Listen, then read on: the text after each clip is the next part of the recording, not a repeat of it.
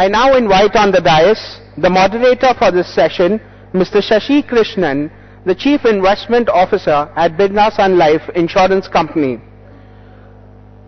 I would also like to invite up equity market panelists, Mr. Jyoti Vardhan Jayapuria, MD Head India Research, DSP Merrill Lynch, Mr. Prashant Jain, Executive Director and CIO, HDFC Mutual Fund, Mr. Andrew Holland, CEO, Ambit Investment Advisors, Mr. Subhash Chandra Agarwal, Chairman and MD, SMC Global Securities, Mr. Nilesh Shah, MD and CEO, Axis Capital Limited, Mr. Nipun Mehta, Founder and CEO, Blue Ocean Capital Advisors.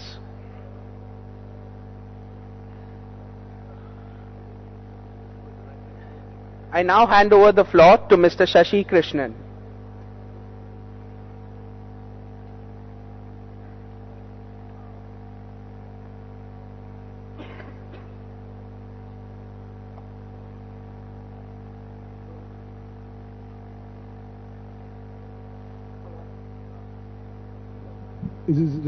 Yeah, it's okay. Good evening, and thank you all for coming in, and thanks to the panelists for sparing sort of valuable time. I mean, especially in times when the markets are where they are. And I think we were here last year, I think, in the same place at the same time. And I think I started the session last year, with a quote from Warren Buffett. And the quote read, "Stop trying to predict the direction of the stock market." Unfortunately, we all seem to be here trying to predict the direction of the stock market. I mean, the quote further goes on to say, stop trying to predict, how the economy will do or what the outcome of any election will be. I think, unfortunately, we seem to be breaking every tenet of what Warren Buffett said. But I think there's politics in the air, and therefore, I mean, it's but natural that I will start with a little bit of politics. And today we have completed, I think, 3 phases of the election, and Subhash has come having voted in the Delhi election, so I think we must doff our hats to him. And on 31st May, possibly we'll have a new government. So I just wanted to begin with a quick round from all the panelists in terms of what they think the impact of the election outcome will be on equity markets. And once we get that behind us, I think we needn't discuss elections too much during the course of the discussion. So a quick round of questions, possibly starting with Subhash, in terms of is politics important for this market? And without sort of venturing as to who wins how many seats, for equity markets, what do you think would be an acceptable outcome? And what do you think would be an unacceptable outcome? And if the outcome is positive, because we're all eternal optimists in the equity markets, I mean, what do you think, what do you think will change in equity markets? And maybe if I can start with you, Subhash, because you're the first guy to have voted in this panel. Yeah.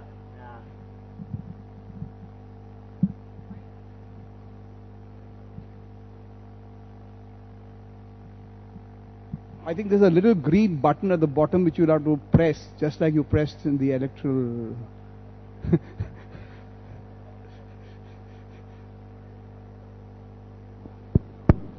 Yeah, thank you, Shashi Krishnan, and thanks to the organizer for inviting me, and I wish you all the best for them. So, Shashi has asked me what if outcome comes of the general elections, if positive and negative both. So, for a stable market, political stability is very important, and since we are mid of elections, election has already been started, and outcome will come on 16th May. So first I am taking, if BJP or any other government gives the as opinion poll is there, people are laughing.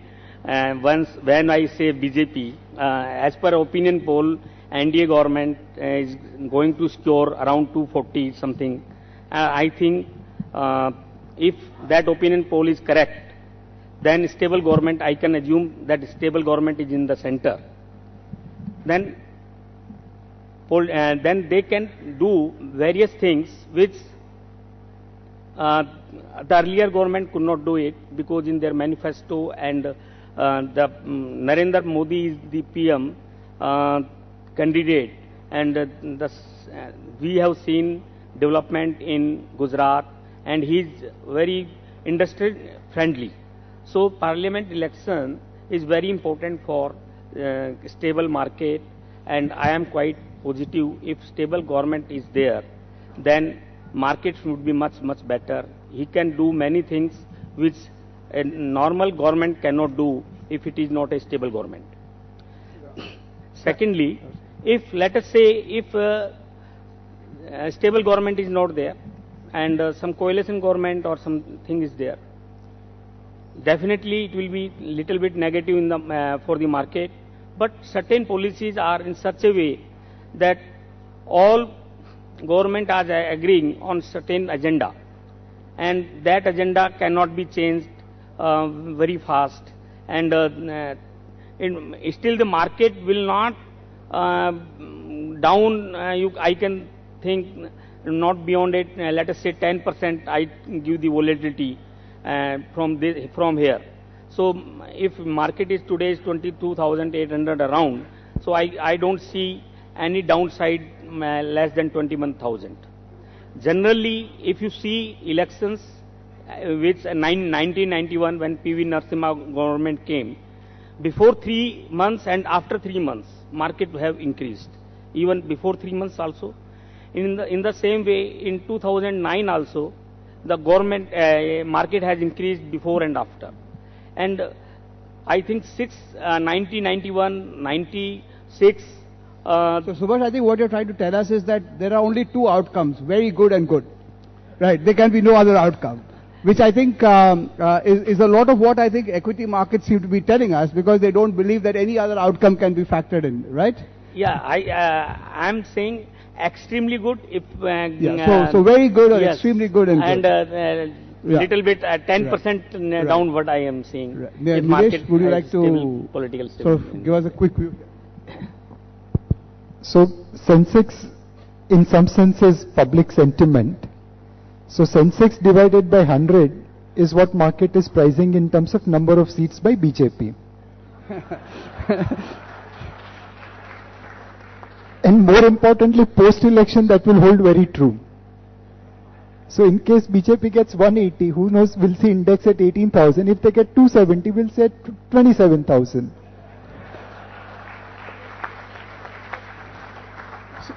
On a more serious note, elections have never had any long-lasting impact on the markets. Though in May 2004 as well as May 2009, we got one-day holiday because of election results. But this time it's unlikely to be true. Even if there is a correction because election results are against markets' expectation, we still believe that the firmness in the equity markets will continue because our macros are now falling in place. So the bull run will continue. It might get punctured a little bit because of the election results, but it will not change the direction. Things will continue to move on. Thanks, Nilesh. Andrew, would you like to hazard a guess?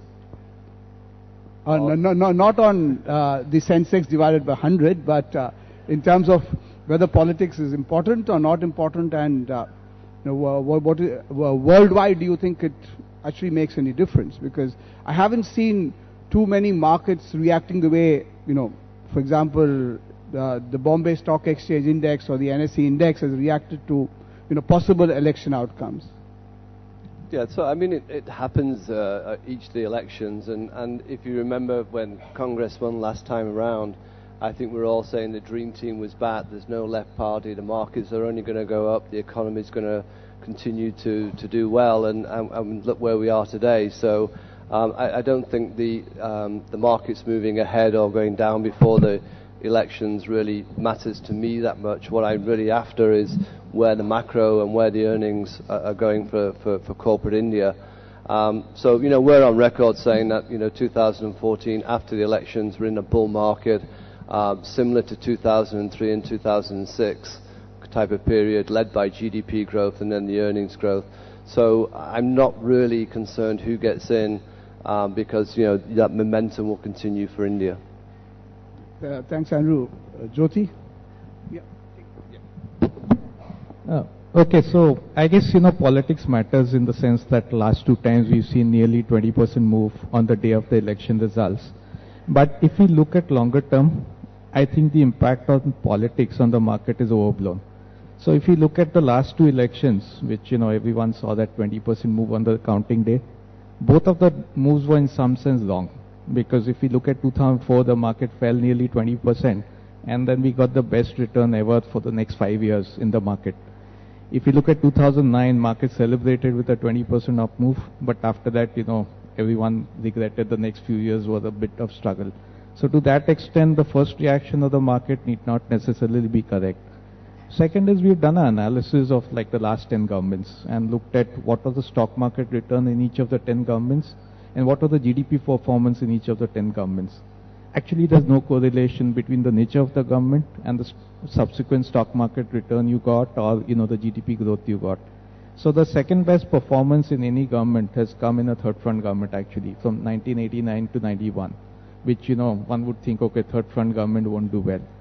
So it matters to the short term, but in the longer term, I think we probably overblow the importance of politics. What is important, of course, is what sort of reforms get done by the government.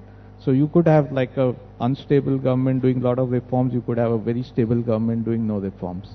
So I think that's probably more critical. No, I largely agree with whatever Jyoti said, and I just want to make one or two. If I may interrupt you, you actually said that 1 year hence nobody will remember what happened in the elections. I heard you.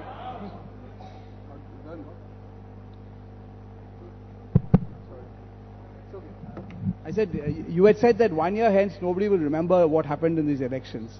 And I think Jyoti seems to be echoing a very similar kind of thing. So I think the view on this side of the panel seems to be that, elections aren't as important as many of us think they are. Yes, I second that, and in my observation what I have seen is that whenever you invest below 15 PE multiples in the Indian markets over next 3-5 years, the returns have been extremely good. And whenever you have invested at high PE multiples, and logically so, the long-term returns have been quite poor. I think India is a secular growth economy, and we take the tough decisions, we make the difficult changes only when we hit a crisis kind of a situation. And last few years we have passed through a difficult situation, so we have made many important changes which will have good impact on the economy.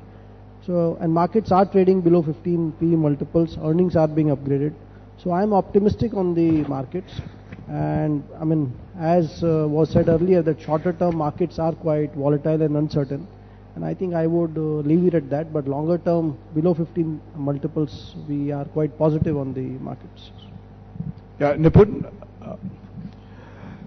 Yeah, when you look at politics, probably yes, for sure. In the short term, they create a kind of investor confidence or business confidence that can be there, and which is reflected in the market movement. But really, if you see post-elections or probably in a couple of quarters, 2 or 3 quarters after the elections, it's the kind of reforms that a government brings in.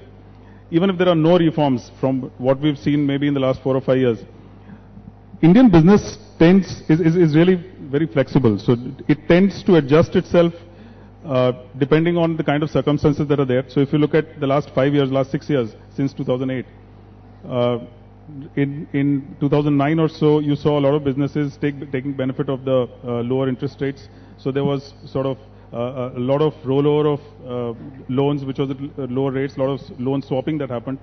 Post that, when interest rates started rising, they adjusted or they tried to grow, or they showed better profitability through operational efficiencies. Then you saw a lot of cost cutting happening. So Indian businesses tend to, and which is the reason why, despite the ups and downs that you've seen in the global markets or global economy, really in India, in several sectors, you've seen growth constantly happening over the last 4 or 5 years. There would be some sectors which would have fallen by the side, but several sectors probably which have adjusted themselves. So probably politics does play a role in the shorter term, but over time, business does adjust itself to growth. But, thanks, Vipul. So I think the consensus in this panel seems to be that politics does matter for the short term, but in the longer term, I think we need to get back to basics. And if I may quickly come back to you, Nilesh, I saw a comment of yours a few days back where you say the retail investor will fund the next phase of the market. And every time the retail investor has funded a phase of the market, he's lost money. I mean, you know, all of us in the mutual fund knows this. So I'm wondering, you know, because if I read your comment carefully, you said that people will move out of physical assets and move into financial assets, and the next move would be to move out of bonds and move into equity. And by then you could have a rally that's well out and over, and the retail investor will be sort of left holding a lemon like he was in 2008 possibly. So what would your views be on that? So we run a portal where we are having our last 3 years highest ever volume. More than 6,000 people are trading every day, and in a month about 50,000 people are trading. So participation wise, I think retail is there in the market. Unfortunately, 70 to 75% of trades are on the sell side, and the 10 to 15% or about 25% which are delivery, they don't last beyond 10-15 days. So participation of retail is already in the market, but it's more on the sell side. Second, we did an analysis of retail Indians' balance sheet. So excluding the real estate investment and excluding Indian promoters from the definition of retail individuals, on an average about 6% of their financial savings is allocated to equities, either owning direct equity or via equity mutual funds. Now this is one of the lowest in several decades, and probably in the last 10 years or last 5 years, gold and real estate delivered great return. So this allocation kept on coming down. But going forward, you know, the real estate and gold both may not be able to deliver that greater return. So this 6% can keep on increasing. The government has also taken steps whereby this 6% allocation to equities can increase. So our whole call is that there is a tectonic shift happening for retail investors of moving savings from physical assets to financial assets, and equity being an under-invested class will benefit a lot. The third thing which we are seeing is that today, like in Axis Bank, we have 3,000 employees working in one building. Now, you know, when PGC FPO came, you just needed 2 lakh rupee on your savings account. You could have put in an application and you would have earned about 18,000 rupees straight, because you could have sold PGC shares in the futures market. So we put up a special counter in our bank asking people that if you have 2 lakh rupee, here is the way to earn 18,000 rupees in 15 days. Total we got 27 applications, which was quite a disastrous experience. And when my people were standing selling that concept, they got 23 applications. When I stood there, I got only 4. So I'm a miserable salesperson. Now in the PSU ETF, again there was an opportunity to make money. And we didn't know where the prices will go, but if you had hold on for 1 year, you would have easily got 12% return. This time when we standing there, started selling that, we received far better response. A lot of investors came in, and fortunately for them, it has delivered fantastic return. So my feeling is that this PGC and PSU ETF experience will bring more money into the equity markets, and if we can replicate that with 1 or 2 more issuances, then hopefully this floodgates will open. Sure. So what I hear you saying is that a month back you got 24 guys to put money into equity. A month later you got 240 guys to put money into equity, and maybe as we go ahead that will sort of multiply. It will be a force multiplier. So Subhash Mahajan, quickly come to you, because I think in the morning the SEBI chairman did mention that the IPO market hasn't just taken off and nothing seems to be happening. And I think Nilesh seems to be actually suggesting that the IPO and the FPO market is really not happening. And at SMC, I think at one point of time, you were a very, very big distributor of IPOs. Do you think that is something that will come back as equity sentiment improves? And will we be unfortunate enough to, have a lot of, let us say, second-rate IPOs that will start hitting the markets now that, markets are where they are and there is euphoria, which could be dangerous for retail investors? Yeah, we are sitting in BSE, and BSE, when it started Sensex in 1980, it was 100. As on today, it is 22,800. So, giving a return of 228 times in 33 years. So, equity is the only asset class which can beat the inflation and can give the real return in longer term. So, whether it is you are investing in IPO or in secondary market, the only thing is you should keep in mind that fundamental of the company should be good, and it's in long term it should be a good investment. So ultimately, equity, if equity, all asset classes are derived from equity. So if equity is in long term, equity will give the best return, that I am sure. But it takes longer period. You should not have a shorter view. And the reforms which needed in IPO market, SEBI time to time taking action, and that will be done. I am quite hopeful and positive about IPO. Again, it will show full strength, and even secondary market will show full strength. Last 5-6 years we do not have very good experience, but next 6 years I think for the equity market. So IPOs make money for the merchant bankers. Do they make money for retail investors? Yeah, it should be a win-win situation, and it will be win-win situation for both. Right. Yes. Andrew, could I quickly come back to you, because you've always been the voice of caution, if I'm not mistaken, whenever there's been euphoria in the market. And I think you've been saying, quite often over the last couple of days, that this market is overplaying the hope rally. And I think you also seem to suggest that the market is ignoring a lot of global factors that could impact Indian equity markets, whether it is China, whether it is the appreciating euro, whether it is Ukraine, whatever. So would you like to sort of introduce an element of caution at this point of time? Yeah, it's a pretty lonely place to be, being cautious in these markets, that's for sure. Listen, FIIs have been coming into India, and it's not just on the fact that, everyone expects the BJP to win and Modi is going to be the leader. It's also that India's stood out from this kind of dirty linen basket, which includes Brazil and Russia and Turkey and Indonesia and China to that extent. So there's been allocation shifts towards India. I think you'll find that most India-dedicated funds offshore are still receiving no more money, and so Jyoti will agree with that. They're not receiving any money, so people are not banking on India in terms of the BJP. They're finding that it's a relatively great outperformer in a global scenario, which isn't looking very good for other emerging markets. So, the momentum is there. It will continue till it stops. Now, what will stop it? Could be many different things, but reality always bites, and it always bites very hard. So, we could see a bit more of a rally, but it'll always go back to fundamentals. I don't want to be too negative, because the retail investors have hardly even started in this bull market for the next 3 years, and it will be a bull market. So I just want to put the caution, it's the short-term caution, not the long-term caution. Thanks, Andrew. Prashant, can I quickly come to you, because you had mentioned this magic number of a multiple of 15 on a 1 year forward. And you said that whenever investors have invested in markets that are at a forward multiple of less than 15, they've always made money. Right now, I think the multiple is closer to 15 than it is, further away from 15. Give it 14.5, give it 15, depending on the estimates that Jyoti could give us.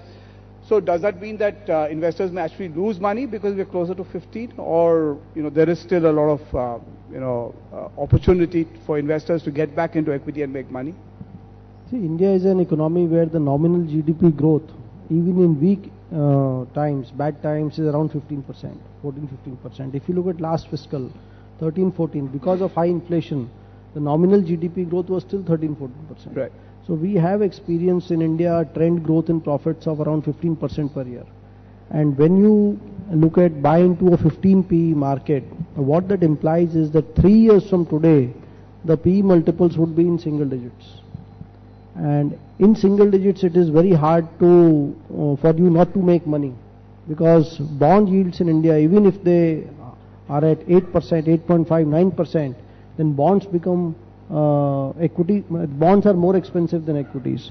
So what I wanted to say is that at 15 PE multiples or below them, over the next 3 years, returns have been very good in the past, and I see no reason why that should not happen again in the next 3 years. Thanks, Praveen. Jyoti, you've been pointing out in many of your strategy reports that FIs are broadly brought a mix of defensives and rate sensitives. So, and they have avoided things like global commodities, PSU banks. So, given the fact that there seems to be a broad market rally, you think the foreign institutional investors will start getting into the broader markets, will start looking at sort of cyclicals, will start looking at smaller caps, or will they continue to act the way they're acting? Yeah, I think they'll start rotating their portfolio. In fact, till 5-6 months back, I think they were only into exports, basically. So, software and pharma were probably the big overweights, and people had a mix of some private sector banks and consumers. Over the last few months, we've seen that rotation into more domestic names. So everyone on the margin has been trimming their exporters and buying more of domestic plays. And I think that trend will continue as the Indian economy starts to improve.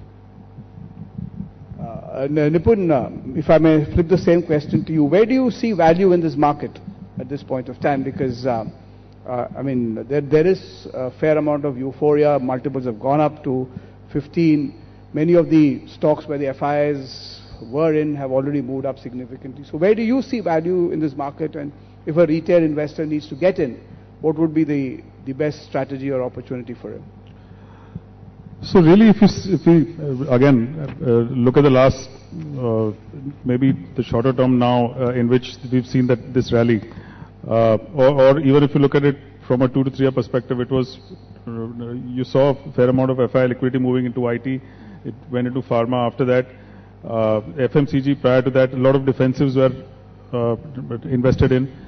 And when you look at the valuations today, vis-a-vis what could still be maybe 3 years down the line, or the discounting that a lot of these companies will have 3 years down the line, still there is some way before which they could move. But given the fact that a lot of these FIIs do tend to invest more in large caps, we've seen limited investment happening in a lot of the mid caps where there is a lot of value, which is where typically we do see retail investors taking a lot of positions. We've seen rotationally several sectors actually move up. They could be actually benefiting out of what could potentially happen after the elections, or how corporate earnings could scale up, or how reforms could change or be beneficial to a lot of the sectors post-elections. So we've seen rotational movement. What we probably haven't seen is the impact that the positive impact that could that a changed government or a faster reform could have, or faster approvals could have, probably on capital goods, probably on infrastructure. Clearly, when you look at the kind of infrastructure spend that was happening, or let's say when there was a capex cycle that was active, say sometime in 2005, 2006, 2007, when there was clearer visibility of earnings for the next maybe 3 or 4 years or 5 years, you saw a huge amount of capex actually happening. You haven't seen that happening now currently, simply because of the fact that there is still a lot of surplus capacity that a lot of these companies have. So as you see potential visibility of demand that could be happening in some of these sectors, you're likely to see again the capex cycle probably turning around, the capital goods sector benefiting, based on the government focus on infrastructure, on ports, what has probably been indicated in various manifestos, the kind of stress that could be there on infrastructure building up. That's where again, when you compare valuations of capital goods or infrastructure in 2006-07, which probably was significantly higher than what they are.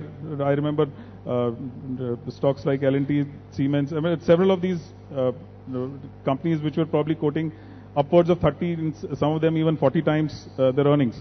What you see today is obviously a reflection of lower execution and lower earnings potential that these companies seem to be having, and obviously the burden of high interest costs that are there. But in a say 3 to 4 quarter scenario or beyond, clearly a lot of these companies are expected to benefit. And our sense is, when you compare those valuations today, not necessarily with the kind of valuation that was there in 2006 or 7, but clearly with the changed potential for execution that could be there, and the stress that could be there on infrastructure, as well as a changed capex cycle, there could be still some amount of leeway in some of these sectors. So, thanks. I'll get back to you on this, the cyclicals which you are so bullish on. But Dilesh, if I may, quickly come back to you on the macros. And I'm sorry I'm asking you this question because, I read Warren Buffett's 2013 report, and, and he said forming macro opinions or listening to macro or market predictions is anyway a waste of time. But I'd still ask you that question. See, you'd mentioned, and I think a couple of our panelists also mentioned that there are improving macros. Now, when we talk about improving macros, I'm not too sure about what is the kind of time frame most of us refer to. But if you look at growth, GDP growth for that matter, 4.5 or 5.5 is, something just there. I don't think it's a significant improvement. If you look at inflation, and if you listen to many of our panelists in the last panel in the bond markets, nobody seems to think that inflation is going to come down in a hurry, and the 10-year is going to be still at around 9.25 for at least some time to come. Yes, the panel before that, the Forex guys did talk about improving current account deficit and a little bit of change out there. But, this broad brush statement that many of us tend to make, that there are improving macros and therefore the economy should do well, sometimes puzzles me. And I thought maybe I'd, get an idea as to, where do we actually see this improvement, and how is this improvement going to make a big change to equity markets? So, Warren Buffett can afford to make a statement that don't bother about macros, it's waste of time, because he is actually creating macros with his investment. But for people like us who are putting small money to work, we need to worry about macros. In some sense, if macros are in your favor, then you are running on a downward slope. If macros are against you, then you are running on an upward slope. And obviously when you are running on a downward slope, with little effort, you will have better speed.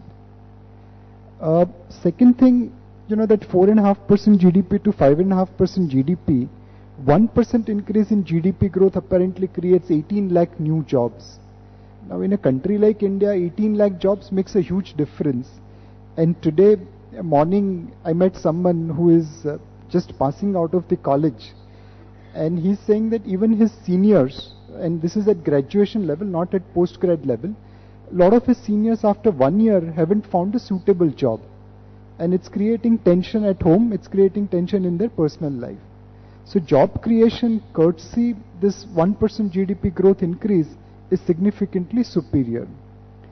The reason why we think that right now India is on a improving macro, or the markets will run on a downward slope, is one, your current account deficit has come under reasonable control. Rupee, instead of falling like a stone, is now slowly but steadily appreciating. Second, when your current account deficit is very large, you have to spread your hands in front of foreigners. Not that it is wrong, but if you can fund your growth through your own savings and augment it with foreigners' savings, then it's even more beneficial. So we think growth will now get supported by both domestic as well as global savings. Third, the fiscal deficit, howsoever optical, but that's under control. At least the next government, while they'll have to face some of the headwinds, will still probably look at controlling fiscal deficit rather than going on to fiscal profligacy, as we saw with the previous government. Fourth, GDP growth after 2 years of below 5% will be now above 5%. IMF is projecting 5.4. A lot of other brokerage houses and analysts are predicting between 5 and 5.5. I think the number, whatever it may be, but will be on the higher side. Your inflation in real sense is coming down, and we will see CPI inflation, after remaining above 10% for some time, come to probably about 6-7%. There's one interesting thing about our CPI. 25% of our CPI is housing related thing, and in that, housing is calculated based on HRA allowances rather than imputed rent. Now, all of you know that HRA allowances in any company will continue to go up 10 to 15%, whereas rents have probably remained stagnated for last 5 years. That stagnation of rent is not reflected in CPI inflation, but increase in HRA allowance is reflected in CPI inflation. And most importantly, HRA and other allowances are increased based on CPI number per se. So it's a virtuous cycle we are creating for employees, but not necessarily for the economy. So put all these things together, we will actually see our macros improving. Now the speed of improvement can increase significantly if we have a good government which can revive the investment. Then I'm not sure about this year's growth, but also about many next year's growth. So we are on a slightly stronger wicket. Sure. So that sounds good in terms of the fact that, yeah, you do believe that the macros are changing for the year.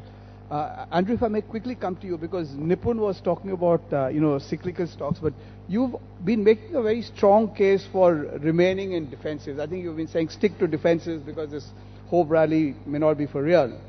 Seems to be a contrarian view because, many people have said, there has been this rotation where people have moved out of defensives, moved into cyclicals, but you seem to take a view that it's better to remain in the defensives rather than actually take, this bet on the hope stocks, if I may call it that. Yeah, I'm not quite sure where you got that from, because in October of last year we actually said we should move out of defensives, mainly pharma and consumer, into the cyclical sectors. So I might have been some. So you hold the same view that you must move out of defensives and. Yeah, so we've had that view for since October of last year. But going on to what Nilesh said, I think there's a few points here. Is that 5.5% GDP growth and then 7% GDP growth the year after.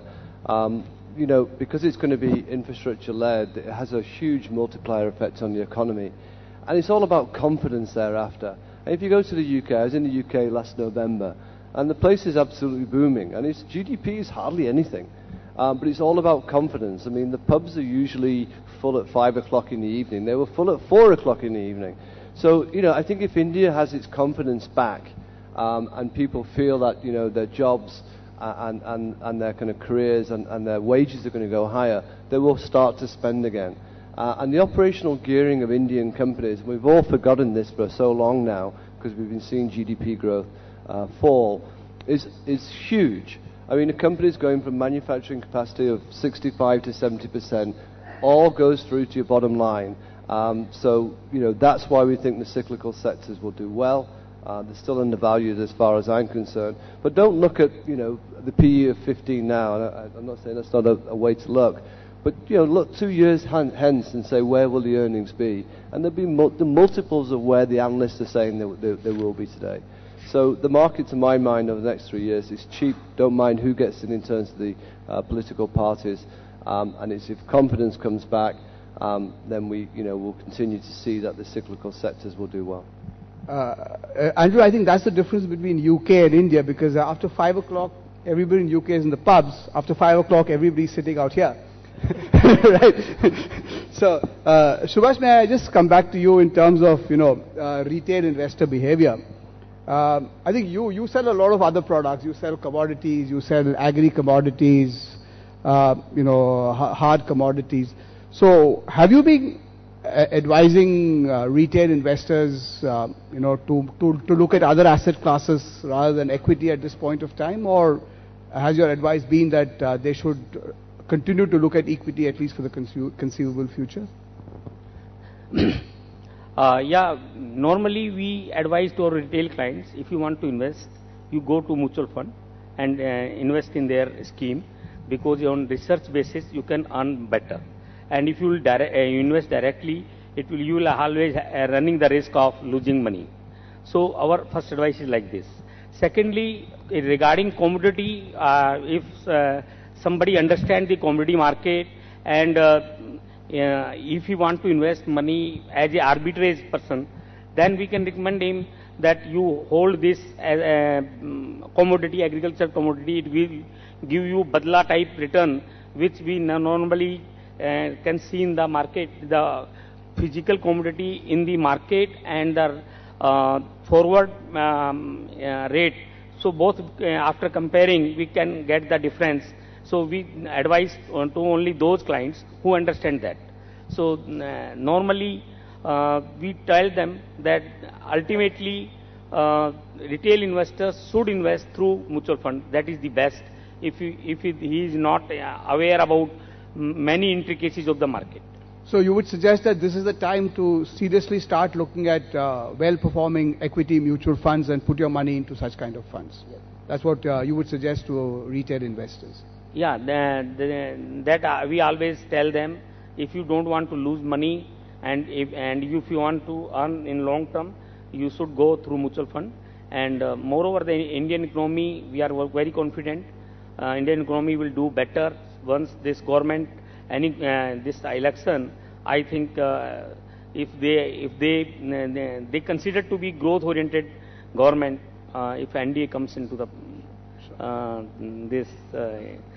I'm sorry. Okay. Yeah. So it's okay. I mean, whatever our preference. Prasad, may I quickly get to you, because that seems to be an endorsement to retail investors to come into mutual funds. And obviously, mutual funds have the ability to sort of have diversified portfolios.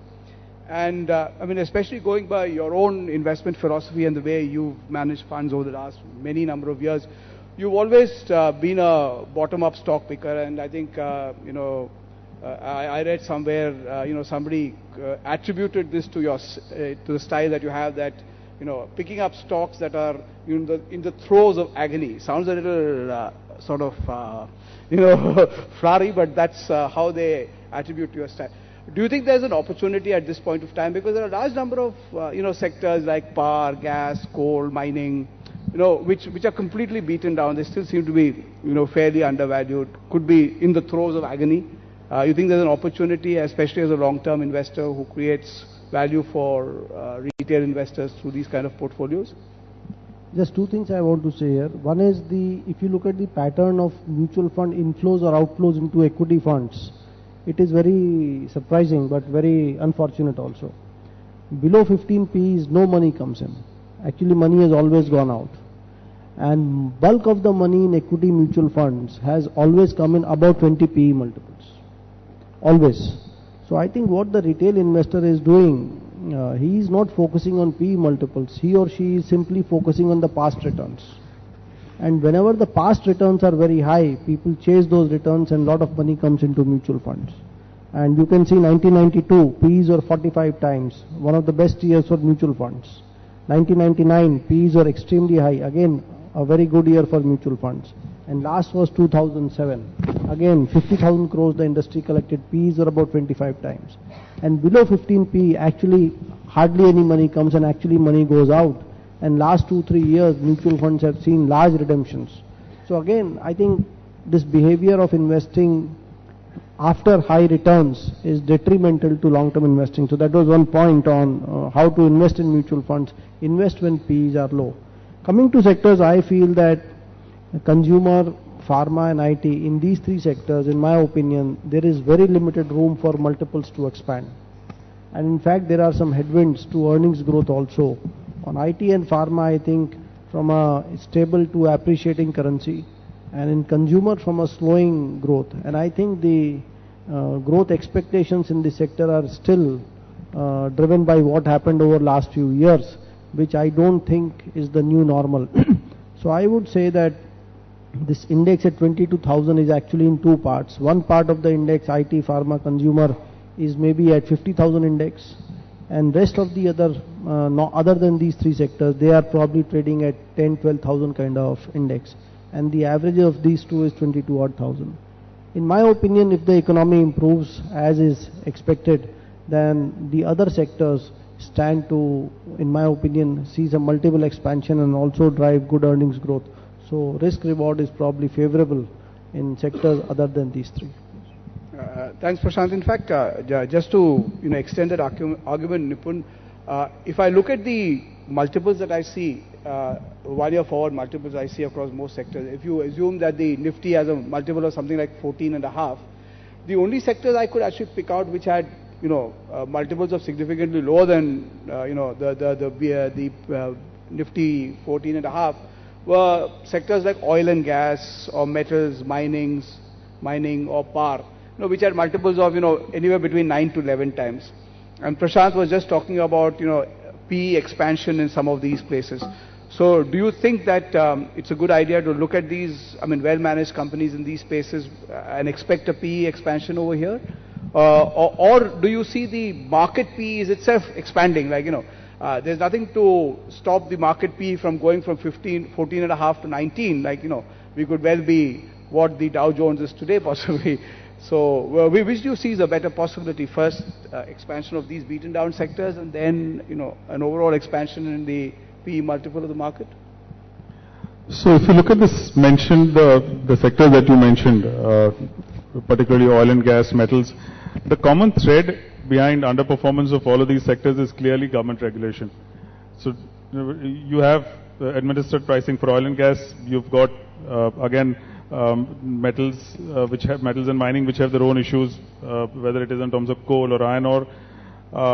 Again, affected by LME prices, China demand supply, and a lot of that. So clearly, these are not sectors which, on their own, in terms of the sheer private sector performance that we've seen in a lot of the others, where there is really very limited government intervention in terms of business. So these are not necessarily sectors which can really shoot up or move upwards along with the market momentum unless there are these kind of changes. So yes, probably some of these sectors do move up or would move up. They would have some PE expansion, but re-rating is not something that you can easily see with a lot of these sectors. That's always going to be difficult. So when you look at participation probably going forward, yes, some of these sectors, given the kind of PE differential that you have with consumer durables and IT and pharma vis-a-vis some of these, which is your 50,000 and 10,000 index, yes, probably to bridge the gap partially you could see some movement, but surely unless there is greater reform happening or lower government intervention happening in terms of pricing of a lot of these or mining or import of a lot of these, some of these goods, really you're not likely to see a re-rating happening. So from that sense, probably there just could be other sectors which could be included, which we don't form a part of these 4 or 5 sectors that you mentioned, which could include banking, which could also probably ensure further a bit of expansion, that could be a PE expansion that could be there on some of these sectors which probably have already run up and which could be there at a 50,000 index, probably lower in terms of market outperformance. There would be lesser market outperformance. But really, it would need to be a mix of a lot of these in terms of market outperformance that you'll see going forward in terms of how PE expansion happens. So you're saying it has to be a mix of a PE expansion and earnings growth, which will then bring me back to Jyoti, because Jyoti's latest strategy report talks about the bad news is that profit growth continues to be concentrated. Isn't this what you said in your last report, Jyoti? And therefore you seem to think that, you don't see earnings except in a couple of places, international subsidiaries, I think you mentioned, and something else, exporters, right? Yeah, if I'm not mistaken. So if that's the bad news, we're going to have PE expansion that could possibly be limited, and you believe that earnings growth is concentrated, then, where's the hope for this market? Yeah, so, this is the current. So, if you see the last 3 years and this quarter also, most of the earnings growth has come in software and pharma, consumer to some extent, and the international subsidiaries. And that needs to change if the market has to go up. So, the real hope for the market is, I think more than PE expansion. We'll probably get a PE expansion this year on the hope that things will improve next year. But if you look at current margins of corporate India as a whole, so it will include software, pharma and everybody else, the margins are at an 18-year low. And if we get these margins reverting back to mean, then earnings will double. And if we get into history, that's how bull runs start. Basically, if you see most bull runs, it is when margins are at a low, margins start picking up, you probably get like a compounded 20-25% earnings growth for 5 years. And typically most of the bull runs have seen have started at a PE of 10, which we don't have this time. So you get earnings doubling over 5 years, you get PE expanding from 10 to whatever 17, 18, and that's why you get markets going up 3 or 4 times over 5 years. This time we probably don't have the PE expansion, which will be very strong, though it will happen this year. But I think it's the earnings expansion which can be quite strong over 4-5 years. We could get earnings doubling out. So you think the earnings expansion will move, further from these international subsidiaries and yeah, exporters to a lot of other areas? A lot of the other areas. So if you see that breakdown of why earnings are at an 18-year low, margins are not at a low for a lot of these sectors. Margins are at a low for everything else.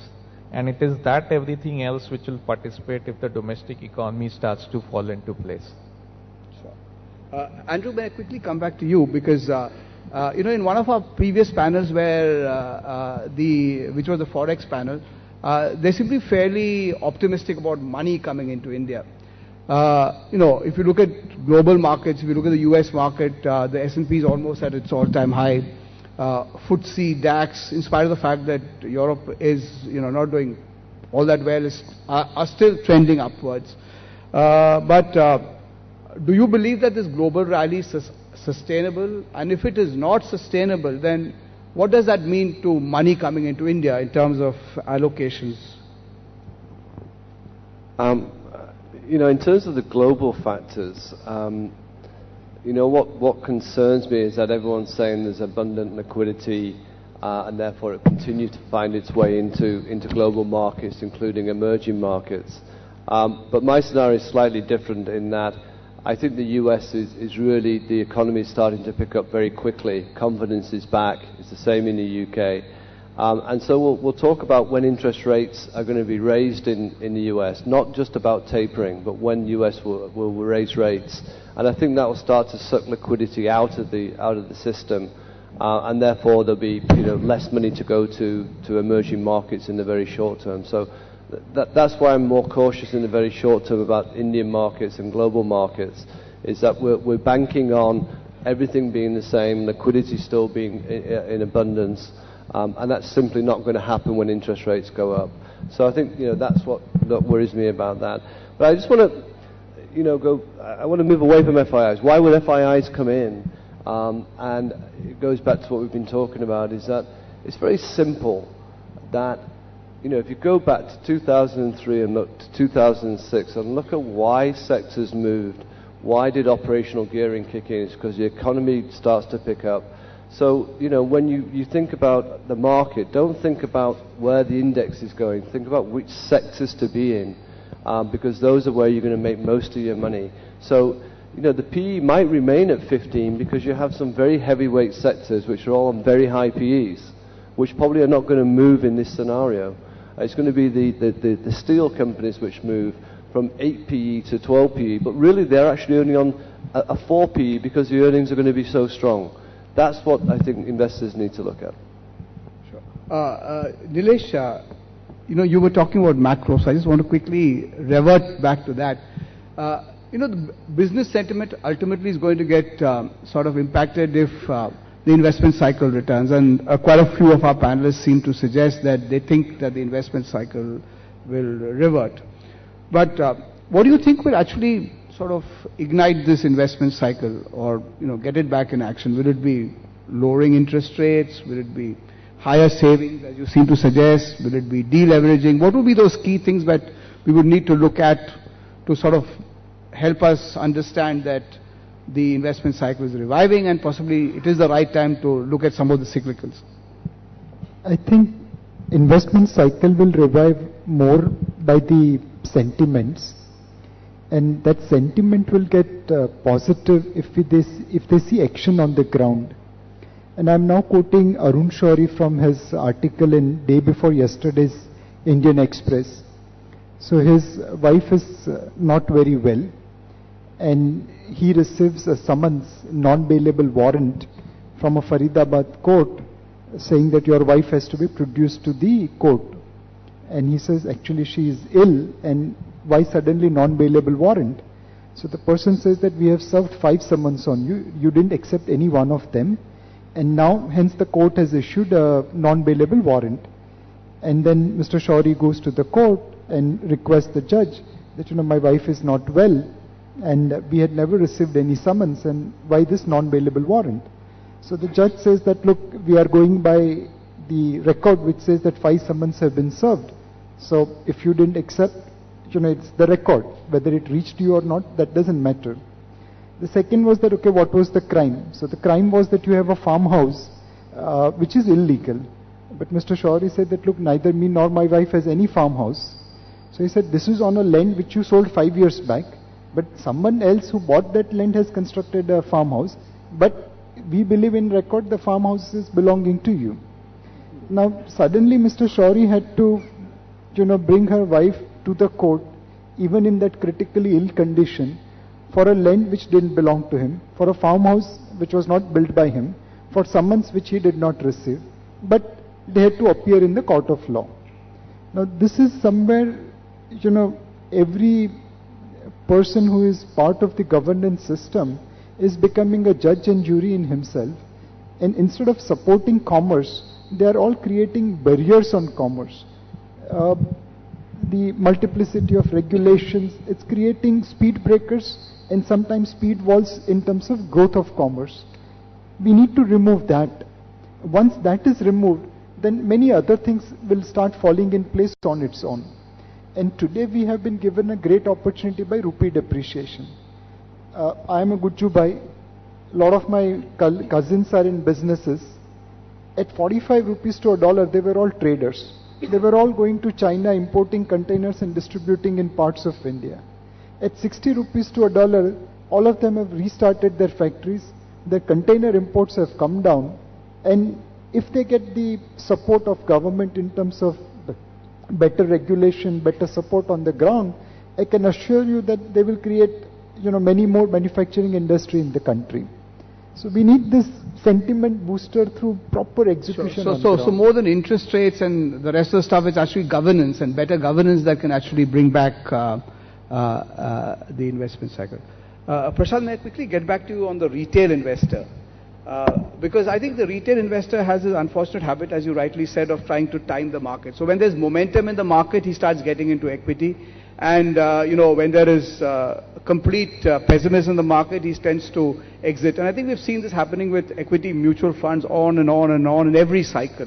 How do we break this cycle? How do we get, investors into equity mutual funds to really buy into the idea that, investing in equity is a long-term business, and so long as they can, if at all they need to time the market, they could actually use something like a 15 multiple and keep or stay invested so long as the multiples remain there?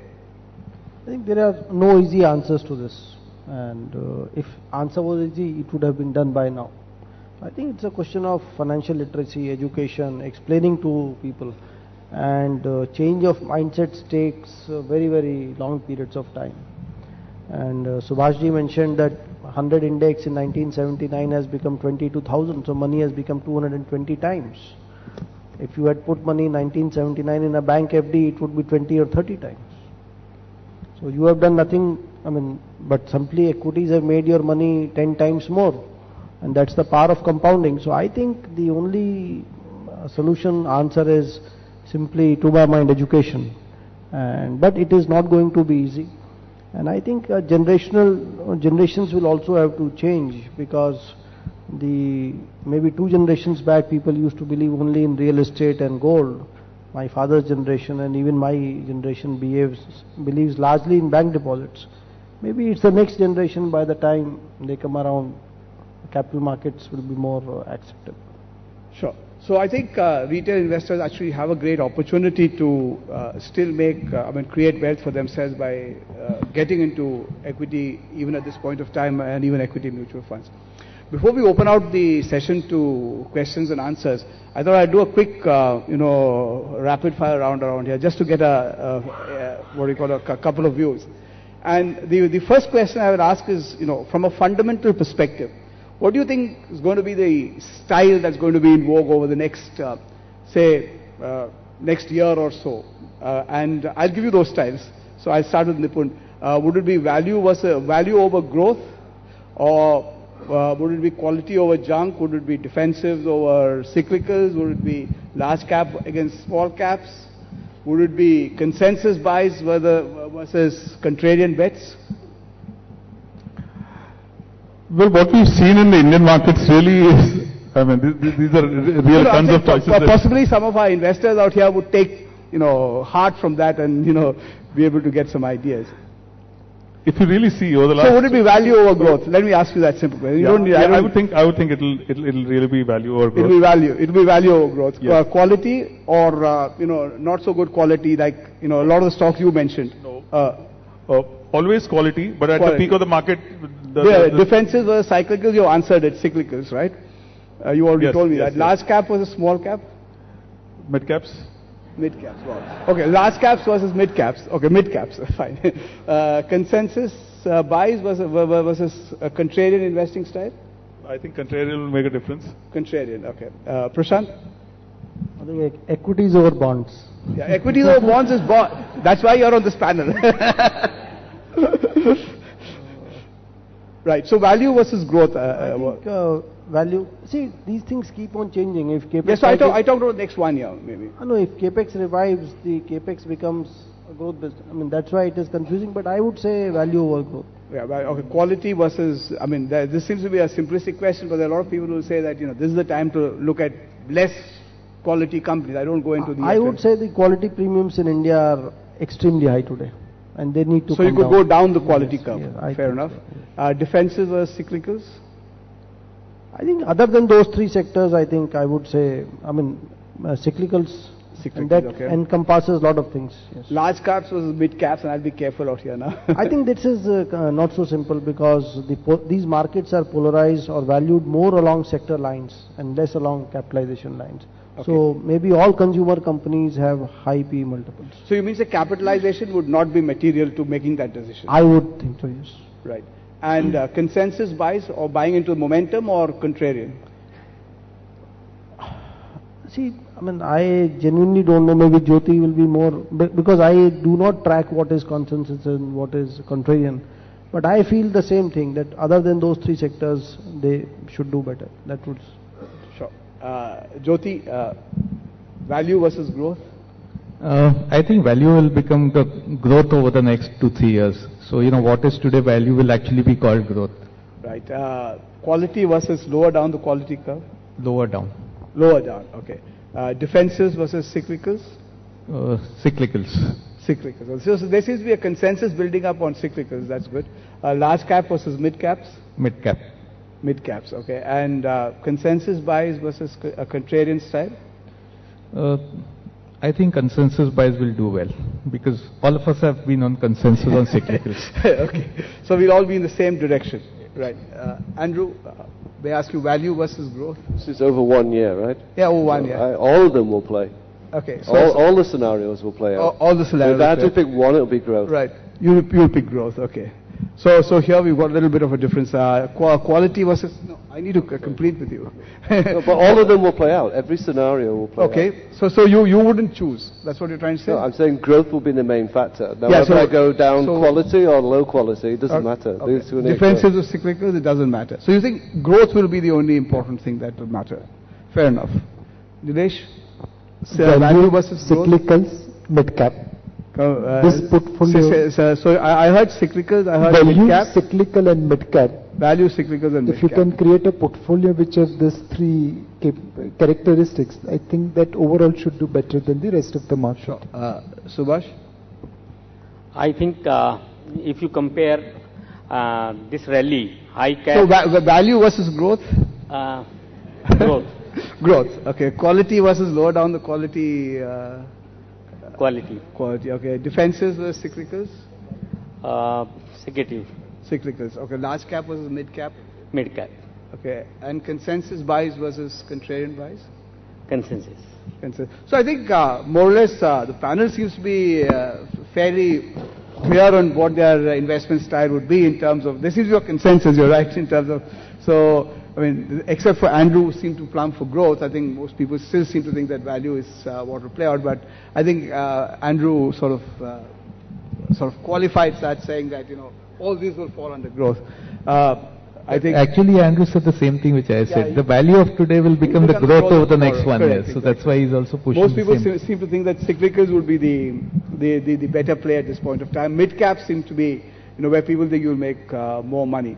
And before we close, I just want to ask another quick round of what do you think will be the key drivers of the equity markets in, let me say, the next 6 months. I mean, I'm not even talking about the next 1 year. And you need to just tell me one of them. I just list out what I thought could be possible drivers. Politics, and that's obviously the election outcome. Economic reforms, global factors, RBI's monetary policy, and, you know, just to give you an outlier, the monsoons, because everybody talks about El Nino nowadays. I think economic reforms very clearly will stand out. Economic reforms.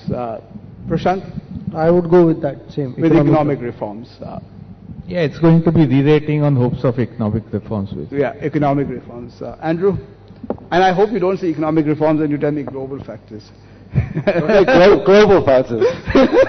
Okay, no, but on a more serious note?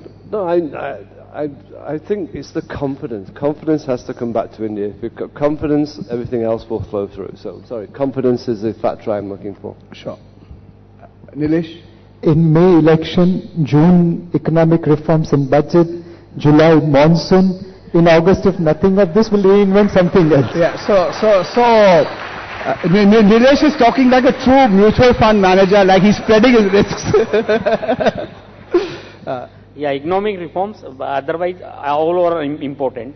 Right. So you heard it from the panel as to what they think is important, and maybe we'll just open out for, say, 2 questions, or I think okay, maybe 1 question then, yeah, if somebody's got one. So whoever gets the mic first is the lucky guy. Oh, you don't need a mic. So whoever doesn't need a mic is a lucky person, right? No, so you need to give her the mic. Go ahead. In fact, it confirms with what I wanted to say.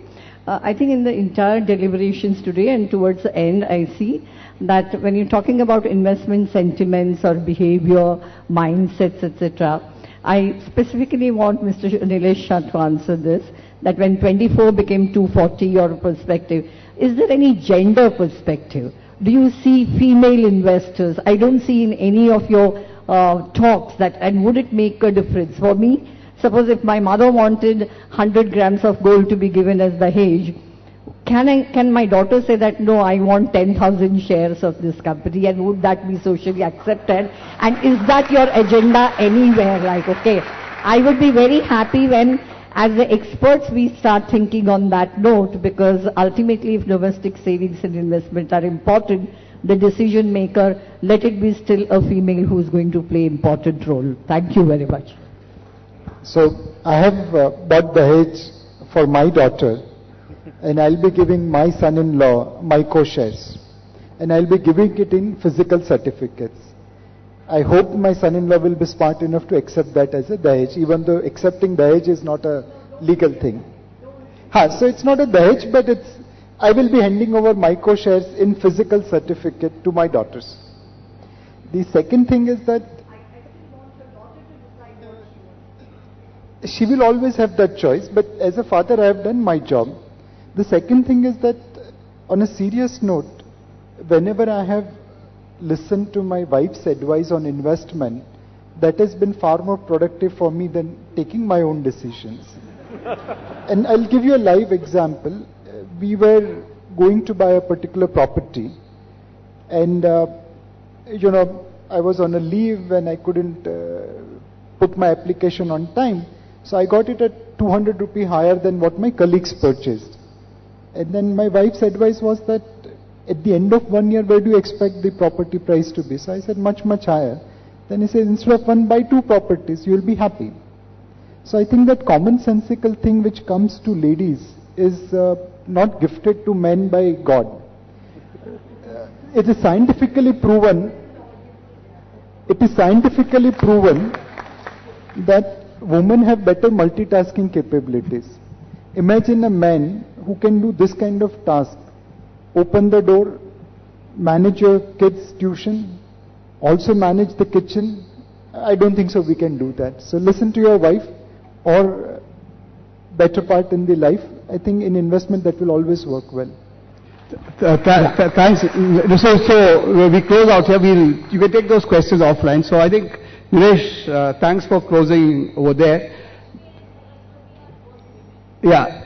So I think the message which Nilesh left at the end of it is, I think universal to. I mean, it is gender neutral, if I may say. That so long as you can keep things simple and don't swing from the fences, as Warren Buffett said, you will make money in this market. Let me thank everybody on this panel for that wonderful discussion. I'm sure you've enjoyed it as much as I've enjoyed conducting it. Thank you. I would now request Mr. S.K. Mitra and Mrs. Deena Mehta to hand over mementos to our panelists and the moderator.